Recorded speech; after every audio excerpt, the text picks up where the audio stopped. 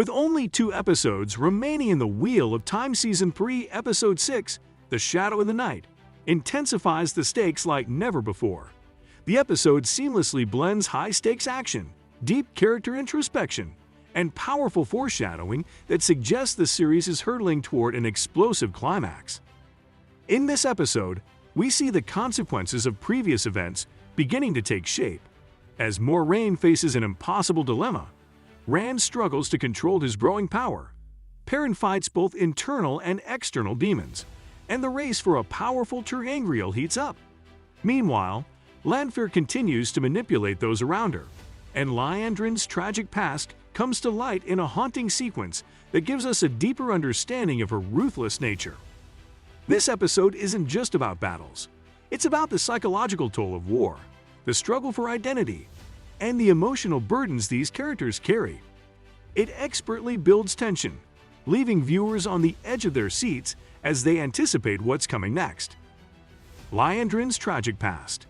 Few characters in the Wheel of Time are as enigmatic and ruthless as Liandrin, a Red Ajah sister who defected to the Black Ajah and now serves the Forsaken. In a gut-wrenching flashback, we are transported to Liandrin's past in Tenchiko, where she was once imprisoned under horrific conditions. Her captors tormented her, and in a moment of sheer desperation and rage, she killed them in cold blood. The scene that follows is unforgettable. Liandrin, bloodied and exhausted, walks through the streets holding her screaming child, yet no one offers her any help. The city, indifferent to her suffering, turns its back on her. This moment serves as the emotional core of Liandrin's transformation. She was abandoned when she needed people most, and from that point on, she vowed never to be weak again. This is when Ishamael appears, offering her something no one else had: power. His words seduce her, promising an escape from helplessness and suffering. This scene redefines Liandrin, making it clear that her allegiance to the Shadow is not just about personal ambition, but about survival. The visual symbolism is also powerful. As she makes her choice, she is seated beneath the Shackled Man statue, a direct representation of both her past oppression and the way she will go on to chain others in her quest for control. It is one of the most striking moments of the season and gives depth to a character that was previously easy to hate. Liandrin's dream, the Merlin seed. In the present day, Liandrin is no longer the desperate girl of her past. She is now a force to be reckoned with, an Aes Sedai of the Black Ajah, a woman who has long abandoned the ideals of the White Tower in pursuit of something greater. One such moment occurs when Lanfear comes to Myr in a dream. But this is not just any dream. In this vision, Liandrin is the Merlin seed, the supreme ruler of the Aes Sedai. It is a cruel illusion, one that reminds her of what she lost, what she could have been if fate had been kinder to her. But Lanfear is not here to entertain fantasies. She questions why Liandrin remained at the White Tower for so long, hinting at an impatience with her supposed loyalty. Lanfear sees through her. She knows Liandrin is no ordinary servant of the Shadow. Lanfear is particularly interested in one thing. Why is Liandrin in Tenchiko? There are too many players in this game, and even among the Forsaken, trust is thin. Lanfear's suspicion is sharp, and her question is not one of idle curiosity. It is a warning. Liandrin's response to Lanfear's questioning is carefully measured. She insists that the Black Ajah were only ever loyal to Ishamael. But now, Ishamael is dead. This changes everything. The alliances that once seemed unshakable are now uncertain. Lanfear, however, is not convinced. She accuses Liandrin of playing a dangerous game, one that involves turning the Forsaken against each other. This accusation is a deadly one. The Forsaken are not known for their patience or mercy, and to be caught manipulating them could mean a fate worse than death. But Liandrin is nothing if not a survivor. She has spent nearly a century navigating the treacherous waters of Aes Sedai politics, of dark free machinations, of the ever-growing web of lies and deceit that comes with serving the Shadow. She knows how to maneuver, how to play one side against the other. Still, Lanfear's warning is clear. If Liandrin is, indeed, trying to pit the Forsaken against one another, she is walking on a knife's edge. One wrong move, and she could find herself on the receiving end of a Forsaken's wrath. What this means for the future? The real question that arises from this encounter is, what does Liandrin truly want? Is she loyal to the Shadow because she believes in its cause, or is she simply doing what she has always done, fighting to survive in a world that has never shown her mercy? Her past tells a story of pain, of betrayal, of loss. She was abandoned when she needed help the most. She learned the hard way that the world does not care for the weak, for the desperate, for those who cry out for salvation. She aligned with Ishmael because he was the only one who offered her a way forward. But now that he is gone, she must rethink her place in the grand scheme of things. Her presence in Tanchico suggests that she is not just passively waiting for orders. She is making moves of her own. Whether these moves are in service of the Shadow or her own personal ambitions remains to be seen. Meanwhile, Lanfear is growing more dangerous by the day.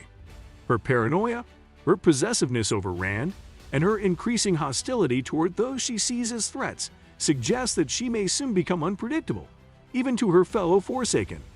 If Liandrin is, indeed, trying to manipulate the Forsaken against one another, she may have just set a chain of events into motion that she cannot control. The tension is rising, the power struggle is becoming more volatile, and the line between ally and enemy is growing thinner by the day. Liandrin is caught in the middle of it all, a woman who has fought her whole life just to survive. But survival in this world comes at a cost. And if she isn't careful, she may find herself outmaneuvered by the very forces she once thought she could control. The race for the Tel'aran'rhiod collar. One of the most thrilling aspects of this episode is the high-stakes race for the Tel'aran'rhiod collar in Tanchico. This ancient and powerful object has the ability to control channelers, making it one of the most dangerous artifacts in the Wheel of Time universe. It is no surprise that multiple factions are willing to go to great lengths to obtain it. On one side, we have Liandrin and the Black Aja, determined to secure the collar for their Dark Masters. If they succeed, they will have an incredibly powerful tool to enslave powerful channelers like Egwene and Nynaeve. Opposing them are Nynaeve, Elaine, Mat, and Min, who understand the consequences of the collar falling into the wrong hands. They work together in a thrilling sequence that feels like a mix between classic espionage and high fantasy.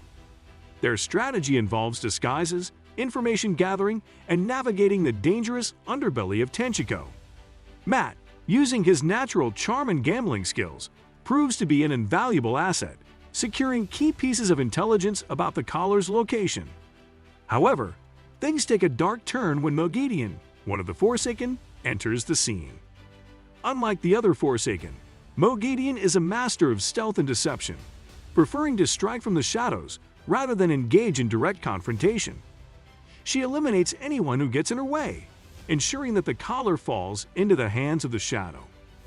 This sequence highlights a growing theme in the show, the overwhelming power of the Forsaken. Even as the heroes gain strength, their enemies always seem to be one step ahead. Lanfear's manipulations and Moiraine's dilemma. Lanfear's presence in this episode is nothing short of chilling. She is the ultimate puppet master, manipulating everyone around her while hiding her own true intentions. She starts by confronting Liandrin, making it clear that she is losing patience with her. Lanfear sees Liandrin as a tool, useful but disposable. She delivers a clear warning, "Fail me again, and you'll understand true suffering."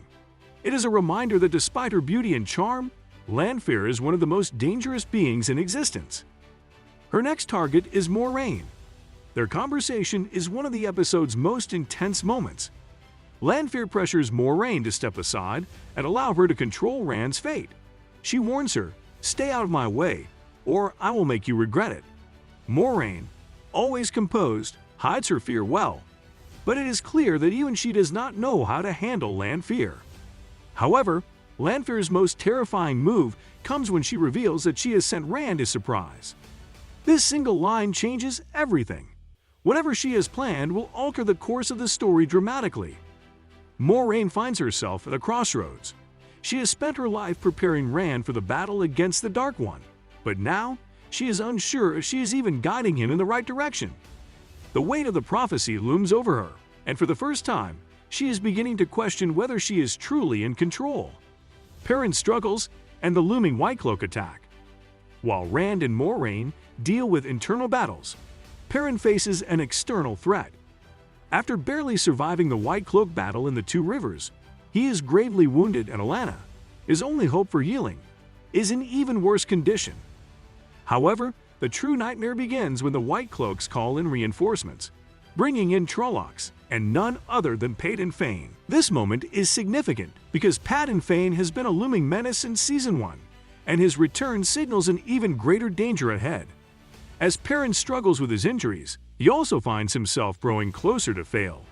Their romance, built on shared trauma, adds emotional depth to the episode. Both have suffered immense loss, Fail from refusing to become a Dark Friend, resulting in her brother's death, and Perrin from accidentally killing his wife. Their connection feels natural, even though Perrin's internal battle still rages on. Egwene and Rand's breaking point.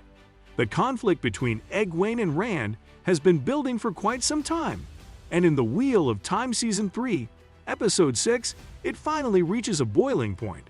Once, they were two young people from the same village, deeply in love, dreaming of a future together. Now, they stand on opposite sides of a growing chasm, neither fully understanding the other's pain, struggles, or choices. Their conversation in this episode is not just a simple argument, it is a breaking point, a moment that will likely define the trajectory of their relationship for the rest of the series. Rand, weighed down by the burden of being the Dragon Reborn, is no longer the same boy Egwene once knew.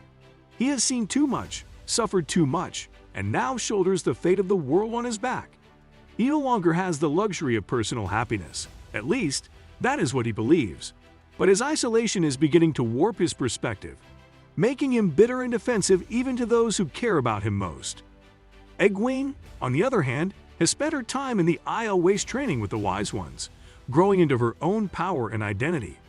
She has endured torment at the hands of Lanfear, struggled through the brutal lessons of dreamwalking, and is now emerging as a leader in her own right.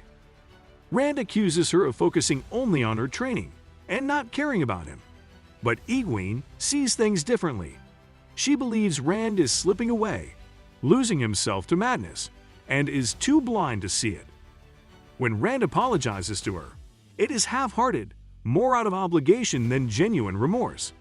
He claims that there is much she doesn't understand, and he wishes she could.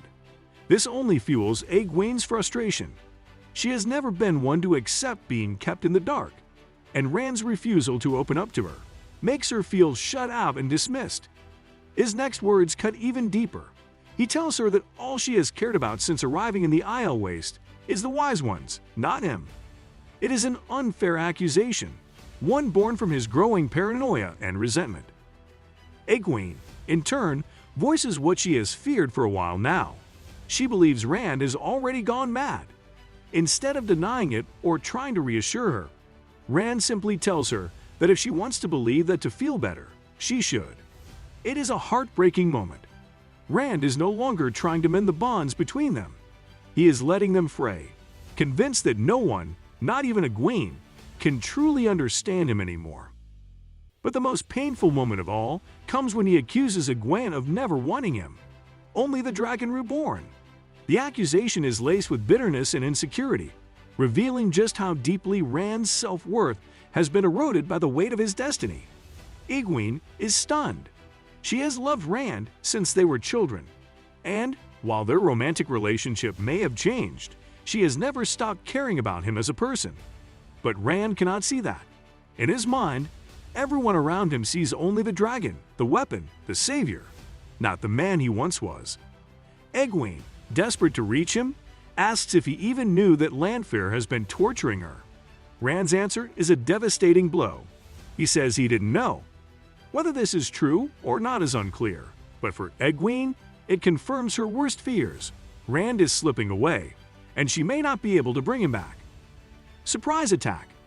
Before the argument can go any further, disaster strikes.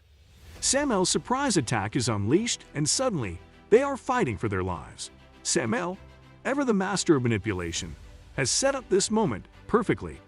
He has spent time weaving doubt and division among those around Rand, and now she delivers the final blow, forcing him into a situation where he has no choice but to unleash his power. The attack is swift and merciless, throwing Egwene and Rand into chaos.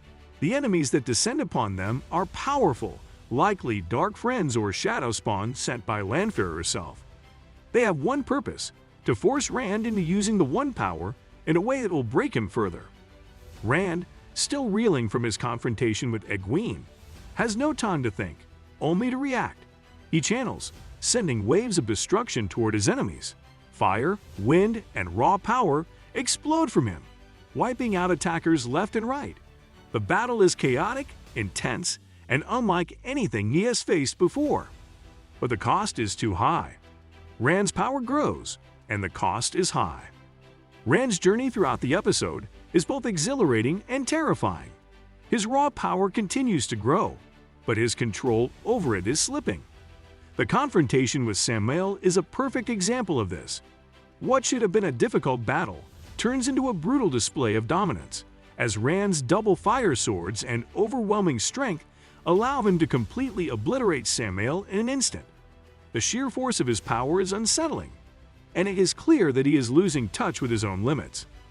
However, the most devastating moment of the episode comes in the aftermath of this fight. In the wreckage, Rand finds Alara, the little girl who had earlier interacted with him, dead among the rubble. This moment utterly breaks him. Believing he can defy death itself, he tries to use the One Power to bring her back, only to realize that even he cannot bend the natural order. The emotional weight of this realization is crushing, and it marks a turning point in his character. For all his strength, he is still bound by fate. The death of Alcera. Amidst the destruction, one moment stands out: the death of Alcera. She was just an innocent bystander, caught in the wake of Rand's unleashed fury. When the dust settles, Rand turns to find her lifeless body among the ruins.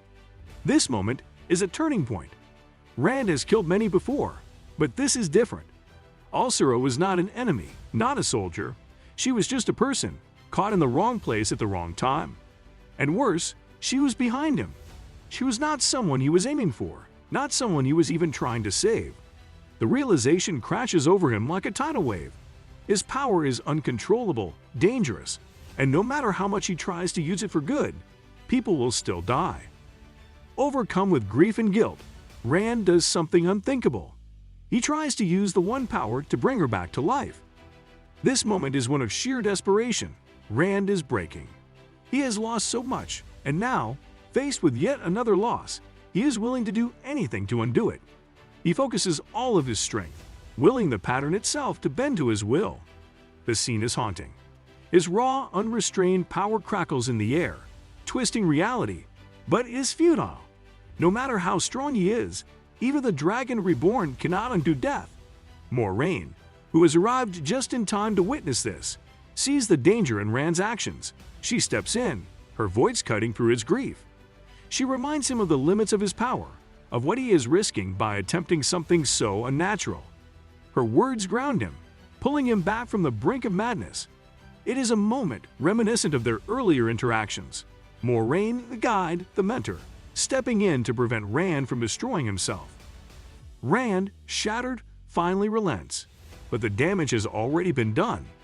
This moment will haunt him, another weight added to the unbearable burden he carries.